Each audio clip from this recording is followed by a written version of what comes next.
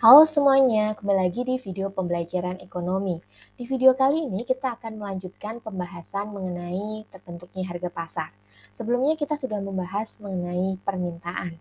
Pada video kali ini kita akan membahas materi yang kedua yaitu penawaran atau supply.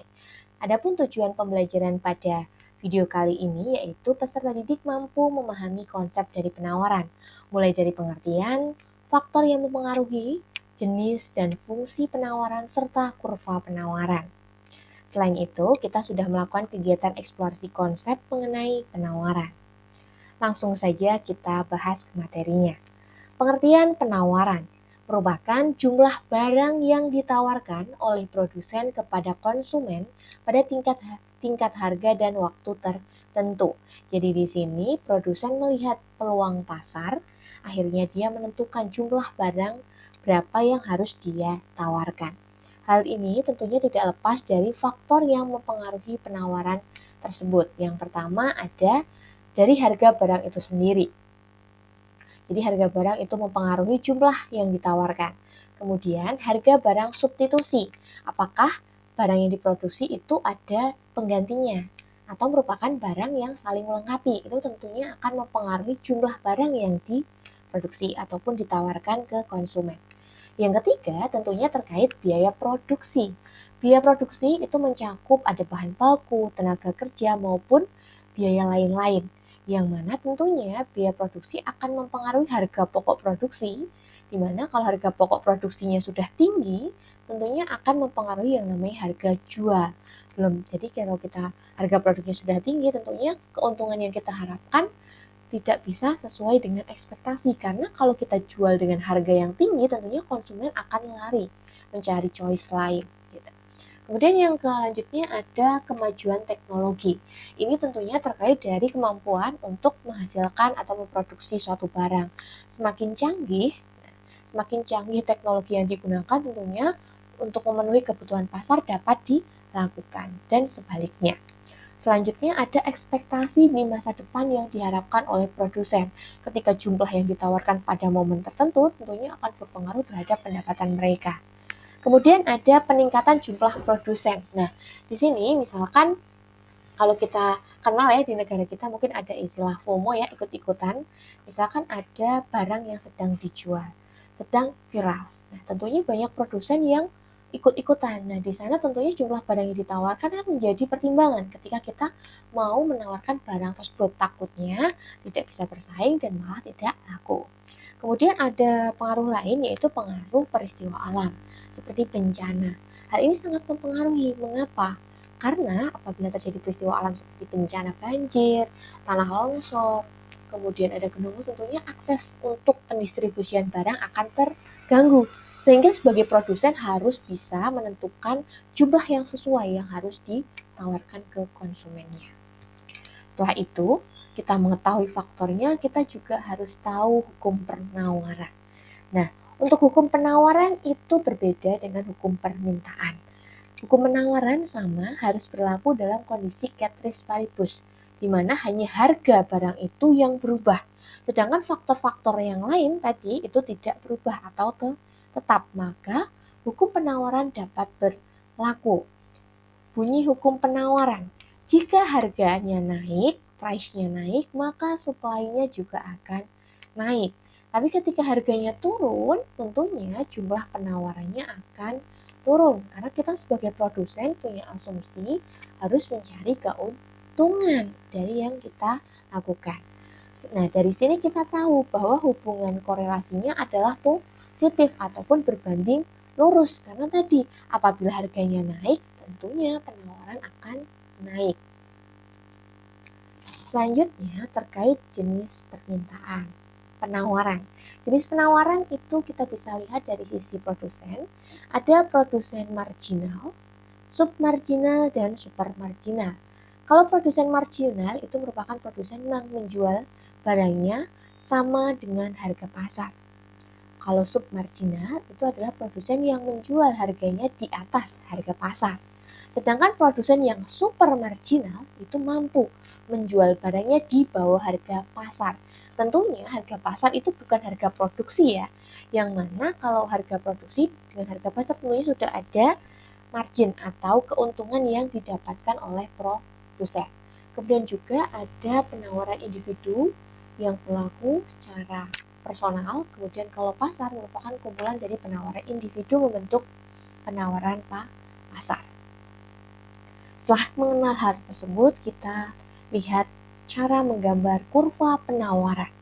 Kurva penawaran kita lihat data di dalam tabel sesuai dengan hukum penawaran berlaku, di mana di sini harganya saja yang berubah.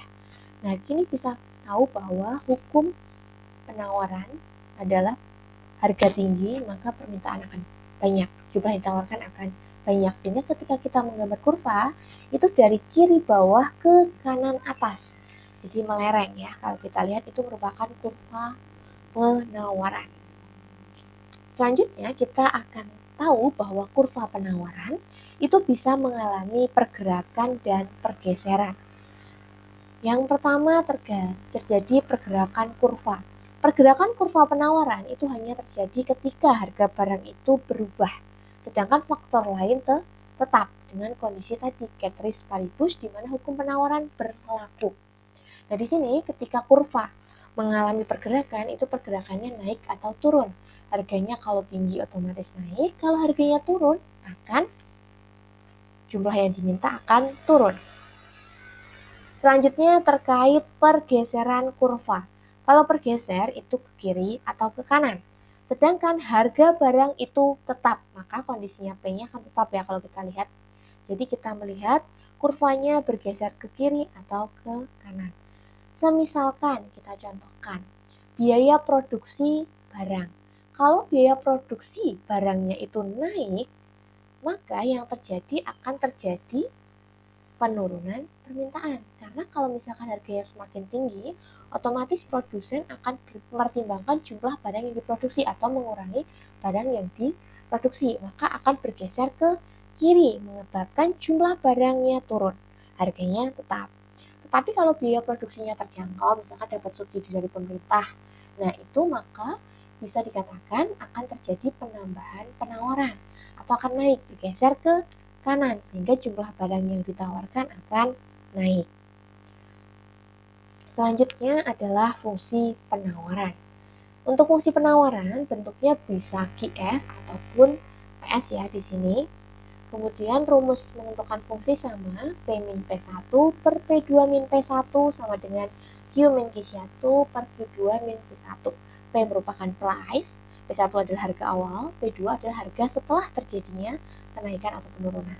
Q adalah quantity, jumlah barang yang diminta, yang ditawarkan, kemudian Q2 adalah jumlah barang yang ditawarkan setelah terjadi perubahan.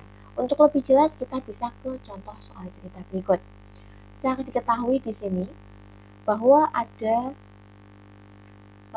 penjualan, penawaran barang. Di sini kita harus bisa mengidentifikasi P1 berapa, P2 berapa, Q1 berapa, dan Q2 berapa. Dari bacaan tersebut kita bisa membuat penyelesaian sebagai berikut. Nah, di sini ketahui P1-nya 6.000, P2-nya 8.000, Q1-nya 20, dan Q2-nya 40. Lalu kita mensubstitusikan ke dalam persamaan. P-nya tetap karena itu merupakan variabel. P1 diganti angka 6.000, kemudian 8.000 dikurangi 6.000 sama dengan Q min 20 per 40 min 20. P min 6.000 tetap, 8.000 kurangi 6.000 ketemu 2.000, 40 dikurangi 20 ketemu 20. Setelah itu kita kalikan silang. 20 dikalikan dengan P min 6.000, 2.000 dikalikan dengan Q min 20. Sehingga dihasilkan persamaan 20P min 120.000 sama dengan 2.000 Q min 40.000. Sama di sini permintaannya bentuk fungsi penawaran P atau fungsi penawaran Q. Apabila P, berarti kita pindah yang angka min 120.000. Berarti 20P sama dengan 2.000 Q plus, karena berpindah ruas, plus 120.000 dikurangi 40.000. Ketemu. Nah, setelah itu kita berapa P-nya? Tinggal dibagi dengan angka 20. 2000 dibagi 20 ketemu 100 Q plus 80.000 dibagi 20 ketemu 4.000. Nah, ketemu persamaan fungsi penawaran. Di sini hati-hati dalam plus minusnya ataupun pindah ruasnya juga. Karena sekali salah otomatis ke bawah juga salah. Selanjutnya untuk exercise, pertama menggambar kurva penawaran. Lihat di sini kurva penawaran. Yang kedua, untuk perhitungan matematis bisa menggunakan soal berikut ini. Oke, selamat mencoba dan semoga bermanfaat video pembelajaran kali ini. Ketemu pada video pembahasan selanjutnya pada proses terbentuknya harga pasar. Sekian, terima kasih. Semoga bermanfaat. Ketemu lagi di video selanjutnya. Bye-bye.